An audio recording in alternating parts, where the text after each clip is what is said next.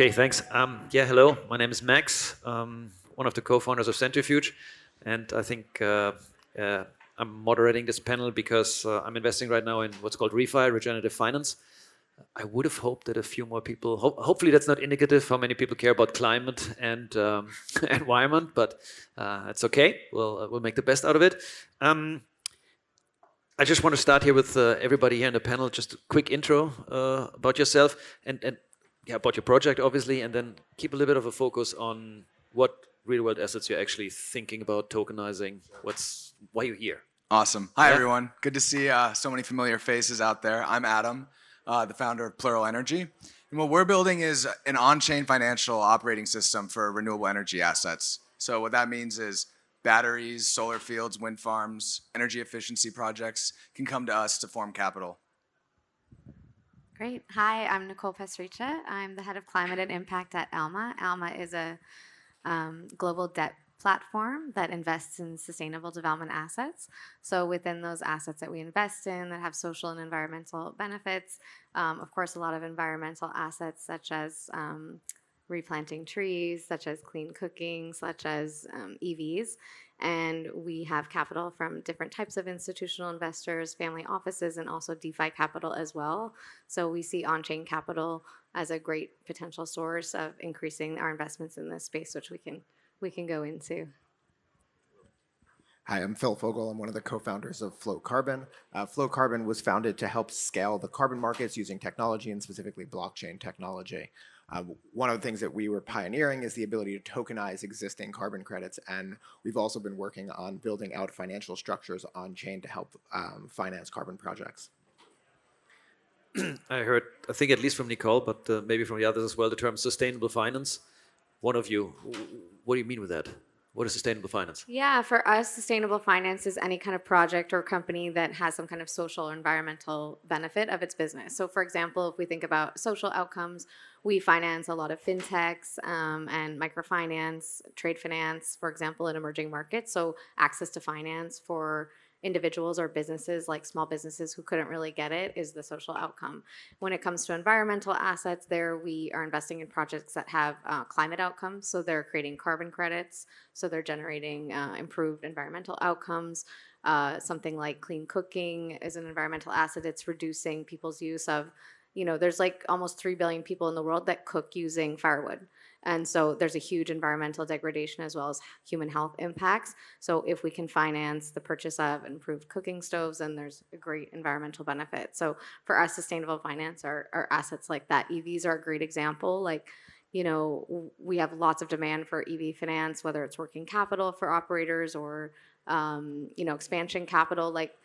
Just e-bikes alone, just forget cars. E-bikes is a $150 billion total addressable market. So we don't have that level of assets yet in our portfolio, and we need more investors who are interested in this environmental asset class, which really just means regular assets that have environmental benefits and is where a lot of markets are going anyways, like EVs. Okay. And just on the sustainable finance or the impact one, what are the returns? I mean, are the returns comparable with what we hear on the other side of the room, on the other side of the hall, or is yeah, this something I'll say amongst our portfolio, which has different types of assets between the social and environmental. The environmental assets are the ones that have the higher return right now. Why? Because kind of like crypto, carbon is also a new market. Environmental assets are also a new market. Not a lot of people know how to finance. Not a lot of people know how to structure transactions in that space and how to de-risk them. And so that means that the risk is higher. That means that the return potential is also going to be higher, right? So right now, there are assets in this space that do have a higher return profile than a normal, maybe less risky asset. But at the same time, if you're an investor who doesn't want a super high risk profile, there are assets in there as well that are lower risk, that have hard collateral, that are not so dependent on markets where the policy is being worked out. It could be a regulated market, for example, for an EV or for a carbon credit, so there's less risk. So for me, it's like there's something for everyone, really. Yeah, and looking at carbon markets specifically in the TradFi world, when they look at the project finance around these, they often mark the carbon credits to zero because the history in the market and the size of the market is so small that it's hard for someone in a traditional finance role to actually say, okay, here's how I can project the price of what this is going to be. And if that's the only asset that, or the only cash flow stream that's coming out of the project, that project can't get financed. Whereas if you have a real understanding and deep understanding of how the market works and where the market's going, you actually can find really great returns. And why on-chain? I mean, you hinted on it, but let's go there. Since you started with the carbon markets, then let's stay with them. Why? Yeah, Why so on-chain? so the second piece of it is that a lot of these projects, the average project size is $3 to $5 million. And if you think about your traditional TradFi project finance operation, they're not getting out of bed for less than $50 or $100 million. So the idea that there is these opportunities that are smaller that need financing lends itself to being done on chain to begin with. That's one. Second, there's a massive, especially as you're pooling these assets, right? There's massive efficiencies to be gained in back office operations by doing this on chain and letting the smart contracts run all the cash flow payments and running the tracking and repricing of all the assets. And then lastly, there is an opportunity to just bring these assets and bring this market from scratch into a Web3 ecosystem so that you can build the core building blocks of this new capital market on chain and then build out the derivative stack and all of the related products on top of that.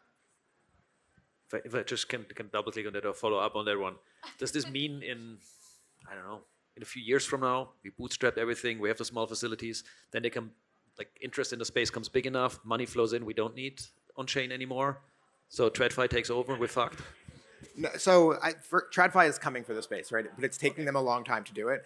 And there's an opportunity now to actually build the infrastructure for this and the primitives on chain. I mean, if so, everyone always talks about, it's my favorite example is 2008 never would have happened if we just had blockchain at the time, right? Not really true, but everyone talks about securitizations as if you can build a good securitization on chain, it can be auto tracing, auto tracking, and auto executing all on chain. But in order to make that happen in the mortgage market, you have to bring all of the underlying and the primitives on chain as well. And that's a monumental task, right? The carbon markets are so new and so small and so lacking in infrastructure that the opportunity to build these primitives first in a Web3 context as a tokenized asset allows you to build out the securitization so that when TradFi does come, this is just what they're going to use. I agree. Good. Yeah, I think. Oh, sorry. Yeah, so I think for us, on-chain is just core to the vision of what we're trying to build. I think ultimately, I'm still working on this framework, so this is a work in progress. But I think there's essentially three broad types of real-world asset companies. There's the circle ofs, there's the instruments like financial instruments, and then there's the direct investment opportunities.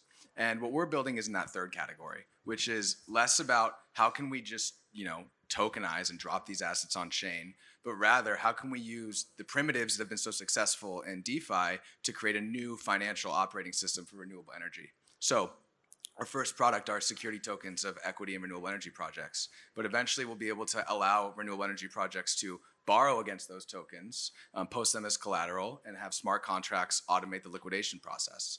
And the effect of this, I believe that by the time we're operating with the debt market and the equity market together, that we will take what is a 6-month loan origination underwriting process for, putting a down payment down on solar panels, and we can compress that into under a day because the collateral's on chain and they can access debt markets. That's the type of thing that you just can never do in a TradFi world, and that's one of the major inefficiencies of the industries that we're working in.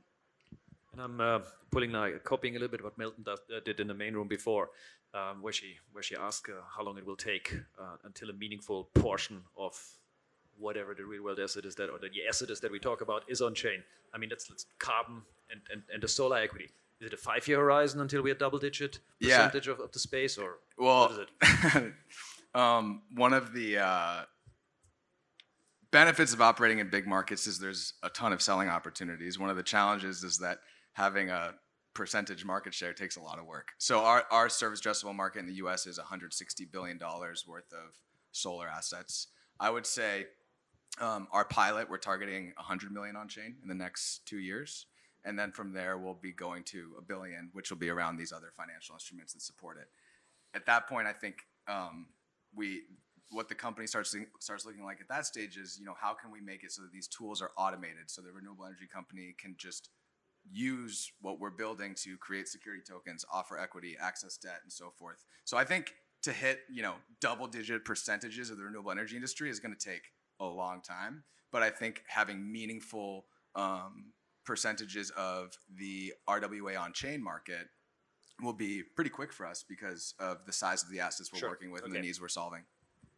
What about the carbon markets in that context? I mean, the voluntary ones. Like, it's, what is it, 2 billion right now? 3? I don't know. Yeah, it depends rounding on error. which study you look at, but it's 2 billion growing to 100 billion very quickly is sort of where the market size is going. And the opportunity to capture a small amount of that market share today, call it single-digit percentages, and that single-digit percentage actually leaning towards double digits very quickly as the market scales because the infrastructure is being built out to make it more scalable, I think it happens very quickly. And I think the other big tipping point is once these capitals, remember, institutional capital doesn't get out of bed for less than 50 or $100 million, right? So until these deal sizes that are being done on chain or the pools that are being financed are starting to get into the $100 million size, the institutional capital, the big institutional capital, the pension funds, the endowments, the insurance companies, they're not going to come in until these things start to be really big. And then all of a sudden they're going to come in droves. And so you're going to hit that tipping point, and all of a sudden it's going to be great. We're here because it's just the way that things get financed. It's no longer a conversation about on-chain versus off-chain. I think though right now there's no need to wait. Like for us, we're the largest borrower on the Goldfinch protocol. A third of our capital comes from DeFi money, and we're putting it into these kinds of assets today. So it's not that everything is perfectly tokenized, but it is the fact that money that is on chain can come into these types of projects and earn different kinds of return, and the track record of the payments is all available, and that's actually creating a lot of value for our borrowers because them as small businesses or them as growing projects in this space, which is a new space, they can actually point to this type of track record that they've earned, from this connection with the on-chain community. So, while the other pieces of the puzzle are being built out, there's nothing preventing us from continuing to make those connections between on-chain capital and off-chain environmental assets, in the meantime.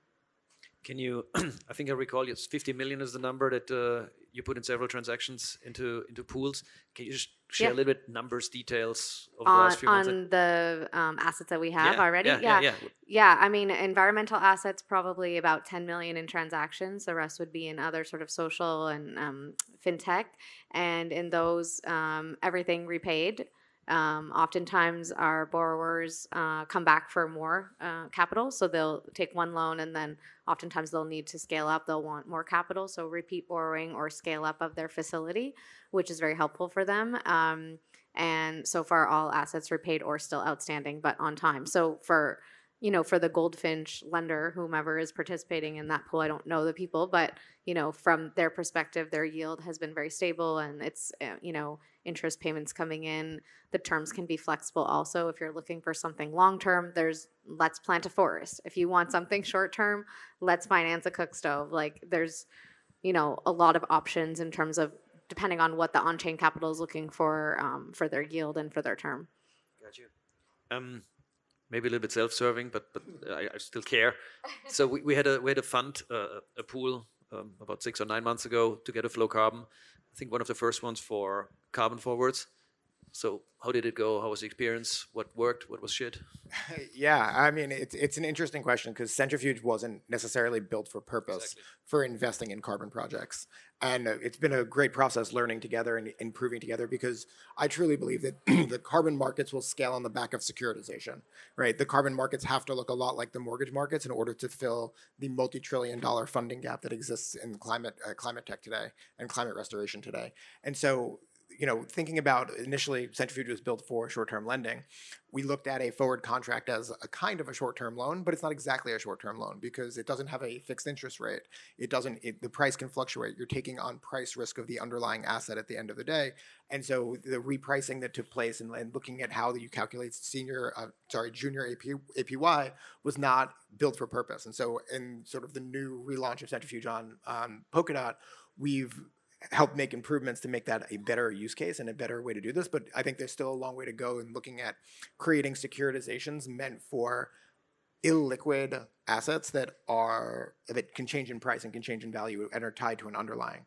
So that's part of the goal of all of this is how do we build this market together and get this to go forward? And we're pretty excited to now push this to the next to our next launch and bring in our next pool, working together with ALMA to actually bring in really good underwriting for carbon projects, a really good pipeline of carbon projects, and to try and scale the amount of capital, going from a few $1 million to $10 million to hundreds of millions of dollars with institutional capital inside of ongoing vehicles built on the platform.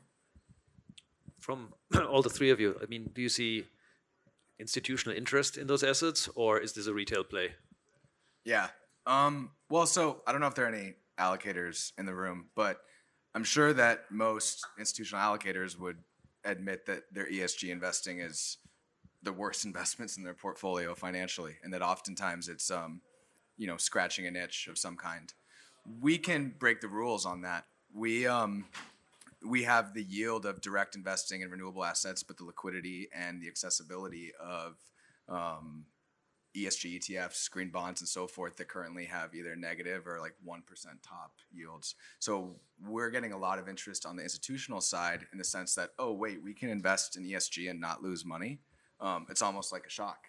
And so that's where we're getting a lot of institutional interest. But at the same time, we've just always been of the belief that we're not going to be able to build a successful product or protocol or company if the only why buy is, climate guilt. And so we focus a lot on yield, and then climate guilt is the cherry on top rather than the driving the why buy factor. Same for you guys? Yeah, I mean, I think there's depends on the specific type of asset class. So I think an asset class like carbon is very new for institutional investors, and they might not have the authorization yet from their sort of shareholders or investment committee to take bets on those types of assets. So that is one where we do a lot of education, explaining to them. And because we are a debt lender, we're very focused on structuring transactions that focus on downside protection. So when we structure the transaction, we're focusing on if something goes wrong with the project, how do we get our money back? What is the collateral for this project? What is the security? And we don't just rely on the carbon market for that. We take other types of collateral so that we're protected. So there's ways, I think, to de-risk sort of like scary new markets to make them look more like traditional markets to bring the institutional investor in. Now, if you're an institutional investor and you still don't have the mandate for something like carbon, that's okay. Why not talk about something like EVs? Why not talk about something like solar? Like those are becoming very mainstream asset classes. I don't know what you're going to finance if you don't want to finance EVs in the future, because there's not going to be another option, right? So if you want to be in the energy space or whatever. So I think that those ones might be a little bit like easier as a first play because of the type of asset class to get in institutional investors. And then while you scale up and have a track record for the carbon ones that they can become more comfortable with. Okay. At the end of the day, institutional investors tend to be pretty rational. And so, not always, but they often tend to be pretty rational. And so at the end of the day, what you're really trying to do is to turn this asset class and across these asset classes into risk-adjusted returns that they can understand and want to invest in. And that's the biggest thing here. It can't be, as Adam said, it can't be about like, oh, I'm doing this to do good, right? There is concessional capital that's meant for, and there's a place for that in the world, but that's not going to scale this. That has to date not been actually that effective in scaling climate finance. And so we need to get to a place where we're offering the right return with the right risk profile. Okay, maybe a few more minutes, but any questions from the audience? Anything? How many people here have environmental assets already? Have they invested in or thinking about it? Just curious. Anybody? What kind of environmental assets are you looking at?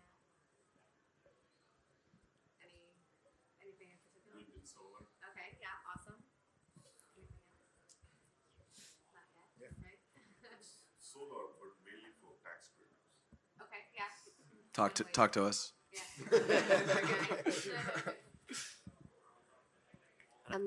My question goes to Adam. You said that you will have 100 million on chain, but you didn't mention which chain and how. Like, because I know about Flowcarbon, Centrifuge, but what's your product? We're going to announce it in a couple of weeks which chain we're launching on. But okay. We're talking to a lot of different ecosystems about where the institutional demand is, where the retail interest is. And then also, I mean, we didn't really talk about, this is probably the wrong panel for this part of our business, but regulatory support in an ecosystem is huge. So not every ecosystem has a robust network of broker-dealers, ATSs, KYC providers, transfer agents, and so forth. So we have a lot more factors to consider, but we're pretty close to making an announcement on where we'll be launching. Okay. Good question. There's a question over there. Hi, thanks. This is a question for Nicole. You mentioned electric vehicles. What exactly are they tokenizing for an EV company, or how does that work? Yeah, so on the back end, tokenization doesn't have to be done. So for us, we use blockchain in a couple of ways. One is the on-chain capital comes to us, and then we redeploy it into the real world asset, I guess it's called at this conference. We redeploy it into the company. So we take it off chain, give it to them. They need money, dollars, then we get it back, put it back on chain. So that's kind of the flow. And then one thing we do in our portfolio, but we do it more on the lender side. So when we lend to a finance company, so they make loans, and then the loans sit on their portfolio, and that's our collateral. So they make a loan to like a small business or a microfinance, and then a micro enterprise, and then we tokenize the collateral so that we can track it as our collateral. So in theory, I mean, that's what could be done with carbon. That's what could be done with even the EV itself. Like if we lend to an EV company, the collateral is going to be the EV. It's going to be the technology. So if you wanted to put that on the blockchain, you could. I mean, we don't right now, but it's possible. Like it could be done if it was important to an on-chain investor to be able to see how many EVs were deployed and what year they were deployed and how many kilometers they had and where exactly they were in Mumbai. And you could have all that data because in fact the company is a digital platform and they know a lot of things about their asset. It's just that they don't necessarily use a blockchain for it. And so you're mostly dealing with like an SMB in that case, doing something with EVs rather than like necessarily doing something with a larger auto manufacturer. Is that right? For this kind of capital, yeah, definitely. Okay, awesome. Yep. Thanks. Hey guys,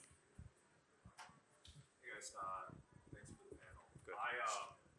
It's Climate Week in New York, and I'm curious what, if you were to go to a more traditional climate room like this and pose the question of how they're viewing the blockchain industry and its involvement in climate assets. Like, are they like, what do you mean? Like, how serious do they take this industry being involved in their industry? And Yeah, so there's an interesting history of that that we've been a large part of, right? About 18 months, we basically made this, or between 2 years and 18 months ago, we started to make the entire voluntary carbon market pay attention to blockchain. And it was first done by bringing some assets on chain without really asking permission and asking for forgiveness afterwards. And then, working with them as they sort of said, hey, what is going on here? Why is this happening? How is this happening? And the first attempt at it was maybe not the best attempt. And then they woke up, paid attention to it, and we've been spending we spent a ton of time over the last 2 years educating them and getting them up to speed where the standards bodies that issue carbon credits, every one of them talks about blockchain now on a daily basis. And the broader industry around climate finance, the number of green bonds that just get issued, small green bonds that will get issued on chain is increasing rapidly. There was one that was done a couple weeks ago that was I think it was in Sweden. And there was another one that was done in Hong Kong a little while before that. And so they're being done, and I think everyone is paying attention. I think across the entire TradFi universe, people are paying attention to blockchain. And in the climate space, they're specifically really interested in how you can add traceability, transparency, and auditability to carbon credits in the entire value chain of carbon credits, not just the end trading of it. I'm pretty excited for this question.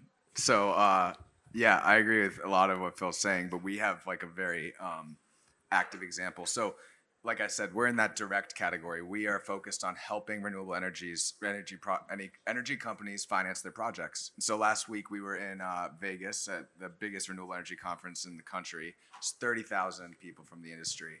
And we did a little bit of like A/B testing within our team, where when we would meet with asset owners of renewable projects on some pitches, we would say, blockchain, smart contract enabled, DeFi even. And in others, we would say, digital shares or a new financial operating system, be a little bit more vague. Ultimately, the feedback was no different in either case. That if we were actually solving a real problem for the industry, that's what they cared about. They didn't really care about how. So we had 100% success rate of adding our ICPs to our pipeline, mainly because we understood their problems, and they trusted us that we could solve them with our technology, whether it's crypto forward or not. So I think there's in the industry, in the industry being like the crypto industry, I think there's this assumption that like everyone out there hates us, which is definitely true if you ask my in-laws about my career. But I think what ends up happening is if you're living in the actual real industries that we're serving, you'll find that there's a ton of openness to blockchain-based solutions. Yeah, I think that's true also because like there's so many use cases and different stakeholders, right? So this is a use case where the stakeholder really needed that without even knowing they needed it. But in carbon markets in general, there's other types of stakeholders like corporates who have their own agenda of why or why not they want information about what they did to be on a blockchain. Like maybe they don't want people to know what offsets they bought. Do you see what I'm saying? Or there's government is involved on policy. Does maybe that government want everybody to know what kind of credits they produce and what quality they were? I'm not saying they don't. I'm just saying we don't know for sure what they want. So going to them with these types of technologies which can do many amazing things, but again has to be adapted to the problem because their problem might not be our problem. So I think that's a little bit of the mismatch right now. No, for sure. We saw that in the carbon markets, right? These are opaque markets with mile-wide spreads. And so you coming in and being like, we're going to have transparency and true price discovery, and we're going to take spreads down. Some people were not really happy about that.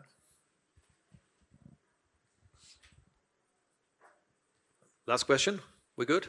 Okay, cool. Yeah. So Phil, you mentioned the challenge with writing off carbon on the project finance and the challenges with institutions. What do you think about the trend of corporates directly investing in decarbonization, and I think short-circuiting the entire market altogether? Microsoft, Amazon, and direct air capture comes to mind, buying 10 years worth of emissions reductions at once. Yeah, so there's a couple different ways that this is going to work out, but at the end of the day, it's a great thing. If corporations are going and making those capital investments up front, it's driving capital to these projects, and they're doing it because they're realizing that they're going to need the offsets in the future, and they don't want to buy them on the open market, right? And so I think it's great all around.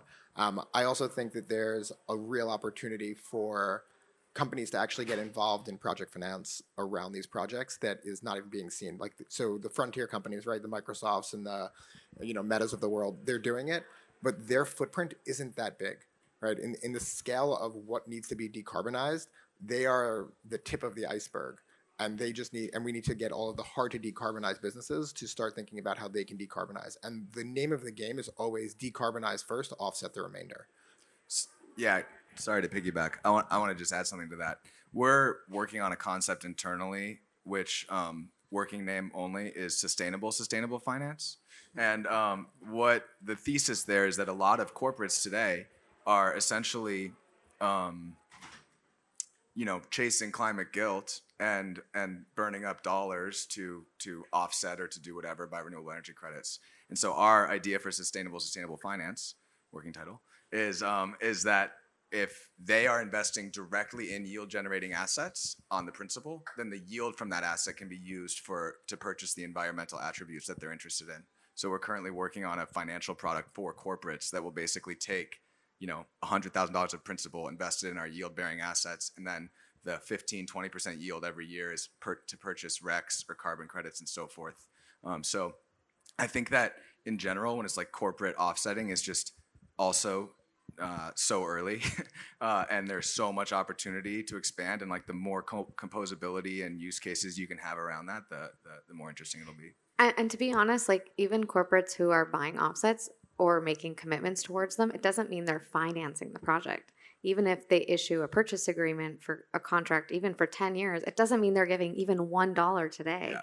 So the finance is still needed, and actually for the operator, it is oftentimes more beneficial that they have the purchase agreement but not the finance. Why? From the buyer, because then the buyer is going to put the price way down on the credits and they're going to control the sale of them. Whereas if the operator says, okay, I'll sell partially, or I'll forward sale but with sort of like a waterfall that's like, if the credits sell for more, we share it, or, it gives them a lot more flexibility than locking in a price for the next 10 years. So that's where we come in. And if you have an agreement with a buyer, that's great, but the buyer is probably not giving you any money today, and we can give you that money off the back of the agreement that you have with the buyer.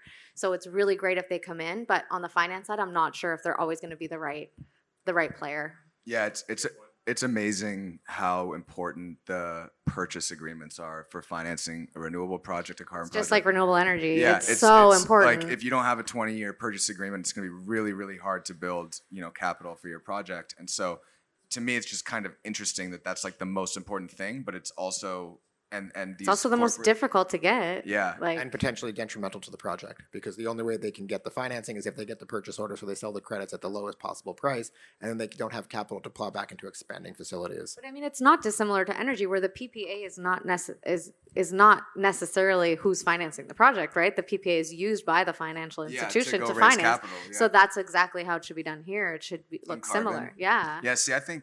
Well, yeah, I think. Could be. I think it could be. I don't know enough about carbon, frankly, but I think that in general, the PPA market for renewables is definitely the long pole in the tent when it comes to project finance, and more and more corporates are getting involved. But it's also like a business model that's not going to make sense in long term, as the overall cost of as more renewables come on the grid, the marginal price of energy comes closer and closer to zero. Like, why would anyone commit to a fixed price? And so I think there has to be another avenue for corporates to be involved in the space beyond these purchase agreements. And so we're hoping that, if we can create things like, renewable energy asset-backed stablecoins, or actual, investing directly in these assets themselves and build financial products, then they can start allocating their treasuries directly into these assets and be able to move in and out of those positions as they need to, expand their working capital. Yeah, you have to talk to their CFOs in that case, and not their ESG people, because yeah. I mean, that's our whole thing. Yield talks. So.